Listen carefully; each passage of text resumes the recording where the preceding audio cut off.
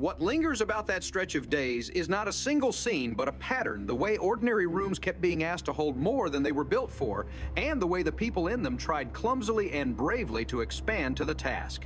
Queens in Winter offered its usual script of errands and weather and family logistics, but the bunker home found itself drafted into heavier stories. A glittering friend walking in with jokes and walking out under hospital lights, a small paycheck refusing to buy a small lie, a crowded bar forced into humiliation on command, a guest who turned privacy into a lesson about generosity, and a quiet return to faith measured in the length of one lit candle.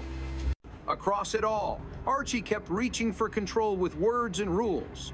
Edith kept answering with the kind of decency that doesn't check the market price. Gloria and Mike kept testing their convictions against events that did not care about convictions, and the neighborhood kept being exactly what neighborhoods are, half miracle, half nuisance somehow enough. Beverly LaSalle's entrance was a reminder that warmth can be theatrical and sincere at the same time. She walked in wearing elegance like armor and comedy like a handshake, turned Edith's living room into a backstage lounge with 3 compliments and a curtsy, and made even Archie smirk despite himself. There was a scrapbook. Edith's love has a practical streak. She makes memory into an object you can hold, and a promise of seats for a show that suddenly seemed as necessary as dinner. Beverly had the easy way with family pronouns, confirming what Edith already practiced, that kinship can be elastic without snapping. For a while, the house felt larger than its square footage. Then the night divided it by a terrible integer. Mike came back, shaken, describing boys who weaponized boredom and found an audience in fear. Beverly put herself between the blow and the young man, a reflex that looked like choreography, because it was rehearsed by a life spent noticing who needs defending. The coroner's math delivered in the quietest voice in the building left no room for negotiation. The holiday didn't just dim, it acquired a hole that lights could not fill. It is tempting to tell grief stories as if the room held its breath until someone learned a lesson. The truth here was messier and more honest. Archie flailed toward coherence with the tools he trusts, jokes with elbows on them, definitions of normal, pronounced as if the word were a life vest, the hope that by naming a border he could move danger to the other side of it. The very effort betrayed a kind of care he doesn't know how to declare. If the world would just stop being weird, he could finally keep the people he loves safe. Gloria corrected him, then forgave him in the way adult daughters do when they know their father's bark is the closest thing he has to an apology. Mike said the clear sentence, "He saved my life," and then learned how inadequate clear sentences can be when your nights are busy rearranging themselves. Edith did the most radical thing in the house. She sat with her disbelief long enough to discover it wasn't disbelief at all, but grief refusing to wear its Sunday clothes. When she told her family she wasn't going to church, she wasn't tossing away a creed. She was protecting a friendship and letting the God she believes in find her somewhere quieter than a pew. Meanwhile, life insisted on its habit of arriving dressed as logistics. A stunt in a laundromat ripped Archie's souvenir shirt and unfolded into lights and a camera, and a detergent test so simple you could memorize the lines by accident. The job would have paid more if Edith had pointed where the agency wanted. She could not. She kept choosing the half that actually looked cleaner, and because sincerity doesn't read the contract, she cost them their commercial and herself a bigger check. Archie's accounting how much the bar needed, how much the family could have used, could not outshout her muscle memory for truth. The way she explained it, if she explained it at all, made it sound as non-negotiable as gravity. If people are watching, you tell the truth with your finger. Afterwards, she took the small money home and turned it into dinner. That's another thing about Edith's ethics, they always end as supper. Archie's ethics include profit and spectacle, preferably at the same time. The Super Bowl then promised a beautiful correction to a bruised week. He rented a giant screen, stacked sandwiches, devised an offer that familiar patrons understood as a puzzle with one answer, and expected a till so fat it might heal his pride. 2 men with pistols rearranged the evening. The command to drop their pants turned a room full of regulars into a line of reluctant punchlines and made Archie understand the unique cruelty of being forced to participate in your own ridicule. The money vanished fast. 5 minutes lasted forever. The glassware seemed louder than it had in any previous celebration. Yet even there, the bar proved its odd social contract. people obeyed the guns, and then when it was over, tried to stitch one another's dignity back together with jokes. It's not that queens can't be humiliated, it's that they tend to be humiliated together and survive by averaging their shame. Into that atmosphere dropped Aunt Iola, one of those relatives who does not require permission to be part of your household. She came with practical graces, bed-made sharp towel hung correctly, a willingness to disappear when a room seemed crowded, and a taste for slightly scandalous reading material that made her sound like trouble and act like relief. Her planned destination dissolved under the pressure of a medical emergency, leaving the bunker home to do what older family homes do, be a depot for interruptions. Archie performed outrage about his invaded privacy the way he performs so many things loudly, theatrically, with an undercurrent of affection he would rather you not notice. Edith's response was domestic science, the pineapple lesson so precise it sounded like common sense dressed as poetry. You find ripeness by tugging at what a thing is ready to let go of. It doubled as a recipe for hosting.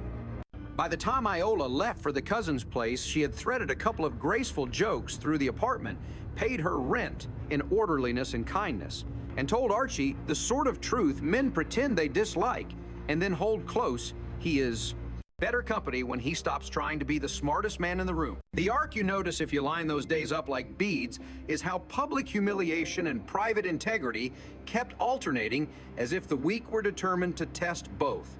The detergent men asked for a lie rehearsed as a smile. Edith refused with the mild stubbornness of a person who will not put sugar in a cup someone is asked to drink black. The thieves' demanded surrender performed as farce. Archie complied to save lives and then rebuilt the room sign, and all because rebuilding rooms is how he expresses love. The church offered an avenue back into community. Edith took it not as surrender, but as cooperation. She would let the ritual do its work, but she would not let the ritual speak over her memory of Beverly. When the moment came, she lit a candle and did not narrate her feelings. That restraint was its own liturgy. Mike and Gloria's subplot was less an argument than a duet. He wore survival like a sweater 2 sizes too big and kept trying to reach a maturity he thought grief demanded. She made room for him without turning herself into furniture. They discovered that righteous speeches about justice sound braver before you have seen cruelty up close. Afterwards, braveness looks quieter. It looks like chores done without being asked, like a hand on a shoulder at a sink, like the decision not to drag the wound into every conversation. If idealism is a posture they learn, then care is a muscle. You build it by using it. As for Archie, his growth refused to put on a costume even when he literally put on a costume. The Santa suit he'd mocked ended up on his body anyway, because grandchildren have a way of forcing men to accept tenderness on technicalities. He kept running the bar, but with the kind of watchfulness that didn't need to be announced. He threatened to throw out anyone who couldn't keep politics, prejudice, or math quietly in their own heads, but mostly he enforced it by showing up, listening, and raising an eyebrow at the right time. When a patron made a lazy crack at the expense of someone's difference, he let the silence stretch until the man did the math and found the joke unbalanced. Archie would deny this was moral leadership. What he would agree to if pressed is that a room should be comfortable for his wife to walk into, and that sets a lot of the necessary policy. Edith's transformation was the opposite of dramatic, and therefore more convincing. She didn't renounce anything. She adjusted the furniture of her faith enough to create a seat where Beverly could have sat. When she returned to church, she wasn't returning to an institution so much as to a practice lighting a wick, listening to a hymn, placing a memory in a room, and letting other people stand beside it without asking them to fix the unfixable. At home, she kept making the housework coffee that sometimes went weak because her mind was elsewhere, sandwiches that made up for the weak coffee, small mistakes followed by small repairs, the overall effect of which was a kind of rescue. By the time the week turned into the one after it, the household had found an everyday rhythm that neither denied the loss nor subordinated everything to it. That balance is Edith's genius. She forgives the laundry for being ordinary on days when nothing else is. If version 1 of these events felt like a camera following sharply defined moments, this understanding of them feels more like a map on which every street is a name for a skill people invented on the fly. Call One Road Integrity Way, where Edith stood in front of a crew and refused to repeat a harmless untruth that under lights would have become harmful. Call another Dignity Boulevard, where the bar's regulars slowly walked their shame back to the table and finished their drinks with the kind of laughter that doesn't erase embarrassment but cooperates with it until it behaves. There is Grief Court, where Mike and Gloria learned the choreography of not always talking. Hospitality Terrace, where Aunt Iola taught the house something about being easy to live with. And Faith Lane, which doesn't end at a church door so much as thread through kitchens and sidewalks and the aisle of a grocery store, where a woman decides which fruit is ready to come home. At the intersection of those streets, a family stood, argued, cooked, sulked, laughed, dressed up as Santa, and kept going. The city around them didn't change. The mail still came at odd hours. The butcher still had opinions about cuts and quarterbacks. The neighbors still performed their suite of kindnesses and annoyances with a consistency you could set a clock to. But the bunker home was not the same house it had been, and that difference announced itself in, of all things, the tone of Archie's ordinary complaints. He still grumbled, of course. A man can be a landmark that way. Yet the grumble acquired soft edges when the topic brushed against someone's humanity. He could still be wrong at volume, but he was wrong less often about the kinds of things that would wound someone who wasn't in the room to defend themselves. He'd say the transformation was Edith's influence. Edith would say it was the weak reminding them both how fragile everybody is and how silly it is to be cruel to fragile things. They are as ever a persuasive pair. None of this turns tragedy into a moral triumph. Beverly is still gone. A city still contains people who use pipes and pistols and shame to feel tall. Money is still tight in a place where everything from glassware to ham sandwiches has gotten pricier. But the measure of these episodes is not whether they solved what they couldn't.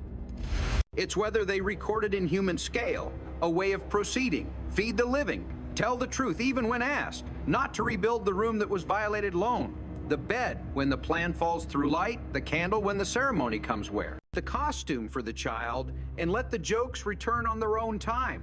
That's not a plot twist, it's a practice. If the house were to nominate a single object to symbolize the era, it might be that scrapbook, the one Edith assembled for Beverly like a handmade trophy. It captures the stubbornness of remembrance, the belief that cutting and pasting a person's public moments into a private book can do something real against the tendency of time to thin everything out. In a way, the entire household lives by that craft. They take the pieces a week, hands them the funny, the humiliating, the infuriating, the tender, and paste them into a continuous page. Anyone glancing at the page might call it ordinary. They would be right, and also they would be missing the point that ordinary done well is a form of excellence most people never get good at because it asks for discipline without applause. So, the apartment breathes again. The Santa suit is back on its hanger, ready to turn a future afternoon into a reasonable imitation of magic. The bar's ceiling shows a slightly different shade, where the patch dried a permanent reminder that holes happen and repairs are never perfect, and that both facts are compatible with a place being worth returning to. The pineapple on the counter will yield a leaf soon, and when it does, somebody will laugh, because the joke has ripened along with the fruit. The cup of coffee will sometimes be too weak and sometimes too strong. Sugar will be forgotten and remembered. And on a shelf somewhere safe, that scrapbook waits for the next day. Someone needs to see proof that a glittering friend once lived and loved and laughed in these rooms, and that her bravery is part of why these people still have each other. If you need the story reduced to a sentence, you can carry in a pocket. Take this one in a hard week. The Bunkers practiced being the kind of family that refuses to trade truth for convenience or kindness for comfort. And when the week ended, they kept practicing. That's the whole thing. The rest is detail, some of it hilarious, some of it unspeakable, all of it now woven into the rooms, where they pour coffee, argue, forgive, and get on with it.